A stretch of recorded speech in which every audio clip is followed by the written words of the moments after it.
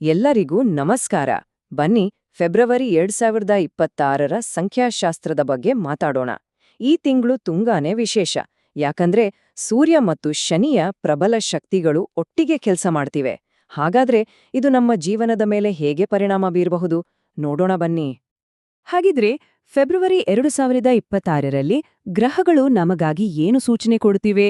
ಈ ತಿಂಗಳು ನಮ್ಮ ದೈನಂದಿನ ಜೀವನಕ್ಕೆ ಯಾವೆಲ್ಲ ಸಂದೇಶಗಳಿವೆ? ಬನ್ನಿ ಈ ವಿಶ್ಲೇಷಣೆ ಮೂಲಕ ಈ ತಿಂಗಳ ಸವಾಲುಗಳನ್ನ ಹೇಗೆ ಎದುರಿಸೋದು, ಹಾಗೆ ಸಿಗೋ ಅವಕಾಶಗಳನ್ನ ಹೇಗೆ ಬಳಸ್ಕೊಳ್ಳೋದು ಅಂತ ತಿಳ್ಕೊಳ್ಳೋಣ. ನೋಡಿ, ಈ ತಿಂಗಳು 2 ದೊಡ್ಡ ಶಕ್ತಿಗಳು ಒಟ್ಟಿಗೆ ಬರ್ತಿವೆ. ಒಂದ್ ಕಡೆ ಸೂರ್ಯನ ಶಕ್ತಿ, ಅಂದ್ರೆ ಹೊಸ ಆರಂಭಗಳಿಗೆ, ಹೊಸ ಹುರುಪಿಗೆ ಕಾರಣ ಆಗುತ್ತೆ. ಇನ್ನೊಂದ್ ಕಡೆ ಶನಿ ಪ್ರಭಾವ, ಇದು ಶಿಸ್ತು ಜೊತೆಗೆ ಬೌದ್ಧಿಕ ಬೆಳವಣಿಗೆಗೆ ದಾರಿ ಮಾಡುತ್ತೆ. ಸೊ ಈ ಎನರ್ಜಿ ಮತ್ತು ಡಿಸಿಪ್ಲಿನ್ ಇವೆರಡರ ಬ್ಯಾಲೆನ್ಸ್ ಇದೆಯಲ್ಲ, ಅದೇ ಈ ತಿಂಗಳ ಸ್ಪೆಷಾಲಿಟಿ. ಸರಿ, ಈ ಭವಿಷ್ಯವಾಣಿಗಳನ್ನ ಅರ್ಥ ಮಾಡ್ಕೊಳ್ಳೋಕೆ ಮೊದಲು ನಮ್ಗೆ ಮೂಲಾಂಕ ಅಂದ್ರೆ ಏನು ಅಂತ ಗೊತ್ತಿರ್ಬೇಕು. ಇದನ್ನ ರೂಟ್ ನಂಬರ್ ಅಂತನೂ ಕರೀತಾರೆ. ಇದು ತುಂಬಾನೇ ಸಿಂಪಲ್. ಹುಟ್ಟಿದ ದಿನಾಂಕ ಇದೆಯಲ್ವಾ, ಅದರ ಅಂಕೆಗಳನ್ನ ಒಂದೇ ಅಂಕೆಗೆ ಬರೋವರೆಗೂ ಕೂಡಿಸ್ಬೇಕು. ಒಂದು ಉದಾಹರಣೆ ನೋಡೋಣ. ಯಾರಾದರೂ 29ನೇ ತಾರೀಕು ಹುಟ್ಟಿದ್ರೆ 2 + 9 ಅಂದ್ರೆ 11 ಆಯ್ತು. ಈಗ 11 2 ಅಂಕಿ ಆಯ್ತು, ಸೊ ಅದನ್ನು ಕೂಡಿಸ್ಬೇಕು. 1 + 1 ಅಂದ್ರೆ 2. ಅಷ್ಟೇ, ಅವರ ಮೂಲಾಂಕ 2. ಈ ಫೆಬ್ರವರಿ 2026ರ ಪರ್ಸನಲ್ ಮಂತ್ ನಂಬರ್ ಯಾವುದು ಗೊತ್ತಾ? ಅದು 42. ಈ 42 ಅನ್ನೋ ಸಂಖ್ಯೆ ಸೂರ್ಯ, ಚಂದ್ರ ಮತ್ತು ಗುರುಗ್ರಹಗಳ ಶಕ್ತಿಯನ್ನ ಒಟ್ಟಿಗೆ ತರುತ್ತೆ. ಇದರ ಅರ್ಥ ಏನು ಅಂದ್ರೆ, ಈ ತಿಂಗಳು ಯಾವುದೇ ಕಷ್ಟದ ಸಂದರ್ಭ ಬಂದ್ರೂ ಅದನ್ನ ಎದುರಿಸೋಕೆ ಬೇಕಾದ ತಿಳುವಳಿಕೆ ಮತ್ತು ಬುದ್ಧಿವಂತಿಕೆ ನಮ್ಗೆ ಸಿಗುತ್ತೆ ಅನ್ನೋದು. ಹಾಗಿದ್ರೆ ಈ ತಿಂಗಳು ಎಲ್ರಿಗೂ ಸಾಮಾನ್ಯವಾಗಿ ಹೇಗಿರುತ್ತೆ ಅಂತ ನೋಡೋದಾದ್ರೆ, ಕೆಲವೊಂದು ಕೆಲಸಗಳಲ್ಲಿ ಸ್ವಲ್ಪ ನಿಧಾನ ಆಗಬಹುದು ಅಥವಾ ಅಡೆತಡೆಗಳು ಬರಬಹುದು. ಆದ್ರೆ ಅದಕ್ಕೆಲ್ಲ ತಲೆ ಕೆಡಿಸ್ಕೊಳ್ಬೇಕಿಲ್ಲ. ಯಾಕಂದ್ರೆ ನಿರಂತರವಾಗಿ ಪ್ರಯತ್ನ ಪಟ್ರೆ ಯಶಸ್ಸು ಖಂಡಿತ ಸಿಗುತ್ತೆ. ತಾಳ್ಮೆ ಜೊತೆಗೆ ಬುದ್ಧಿವಂತಿಕೆ ಇದು ಈ ತಿಂಗಳು ತುಂಬಾನೇ ಮುಖ್ಯ.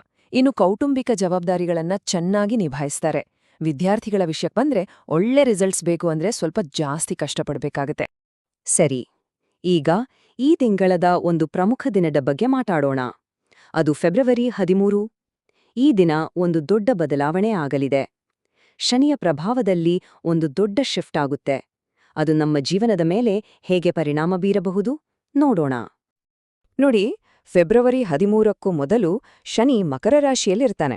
ಅಂದ್ರೆ ಆ ಸಮಯದಲ್ಲಿ ದೈಹಿಕ ಕೆಲಸ, ಹಾರ್ಡ್ವರ್ಕ್ಗೆ ಹೆಚ್ಚು ಪ್ರಾಮುಖ್ಯತೆ ಇರುತ್ತೆ. ಆದ್ರೆ 13ನೇ ತಾರೀಕಿನ ನಂತರ ಶನಿ ಕುಂಭರಾಶಿಗೆ ಪ್ರವೇಶ ಮಾಡ್ತಾನೆ. ಆಗೇನಾಗುತ್ತಂದ್ರೆ, ನಮ್ಮ ಗಮನ ಫಿಸಿಕಲ್ ವರ್ಕ್ನಿಂದ ಬೌದ್ಧಿಕ ಕೆಲಸ ಅಂದ್ರೆ ಇಂಟೆಲೆಕ್ಚುವಲ್ ಮತ್ತು ಟೆಕ್ನಿಕಲ್ ಸ್ಕಿಲ್ಸ್ಗಳ ಕಡೆಗೆ ಶಿಫ್ಟ್ ಆಗುತ್ತೆ.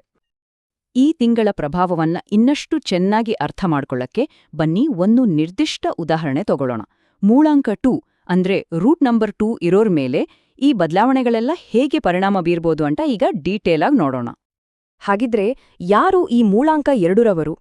ಯಾರಾದ್ರೂ ಯಾವುದೇ ತಿಂಗಳ 2, 11, 20 ಅಥವಾ 29ನೇ ತಾರೀಕು ಹುಟ್ಟಿದ್ರೆ ಅವರ ಮೂಳಾಂಕ 2 ಆಗತ್ತೆ. ಸೊ ಇದು ನಿಮ್ಗೆ ಅನ್ವಯಿಸುತ್ತಾ ಅಂತ ಒಮ್ಮೆ ಚೆಕ್ ಮಾಡ್ಕೊಳ್ಳಿ. ಹಾಗಿದ್ರೆ ಈ ಮುಂದಿನ ವಿಶ್ಲೇಷಣೆ ನಿಮಗಾಗಿಯೇ. ಮೂಳಾಂಕ 2 ಇರೋರಿಗೆ ಈ ತಿಂಗಳು ಒಂದು ಮುಖ್ಯವಾದ ಎಚ್ಚರಿಕೆ ಇದೆ.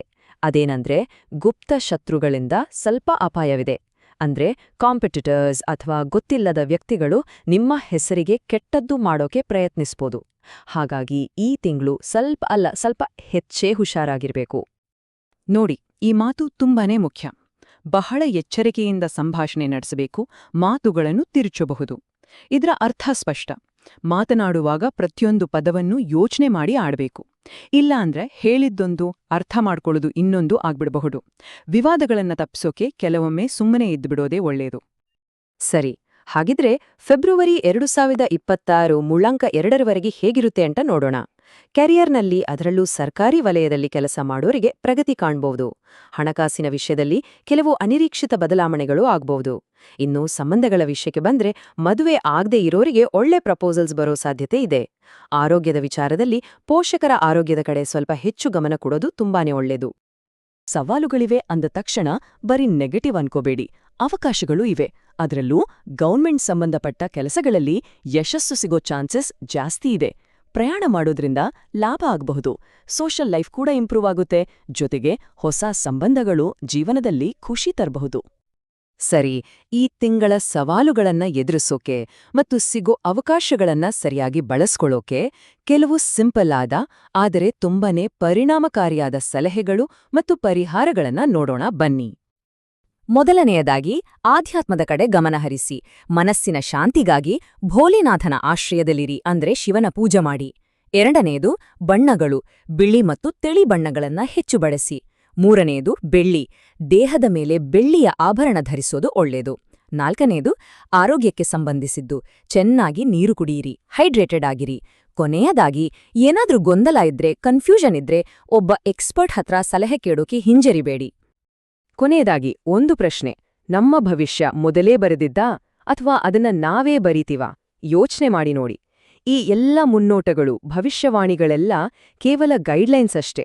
ಅಂತಿಮವಾಗಿ ನಮ್ಮ ಜೀವನವನ್ನ ರೂಪಿಸೋ ಶಕ್ತಿ ಇರೋದು ನಮ್ಮ ಕೈಯಲ್ಲೇ ಅಲ್ವಾ? ಇದ್ರ ಬಗ್ಗೆ ಯೋಚಿಸಿ.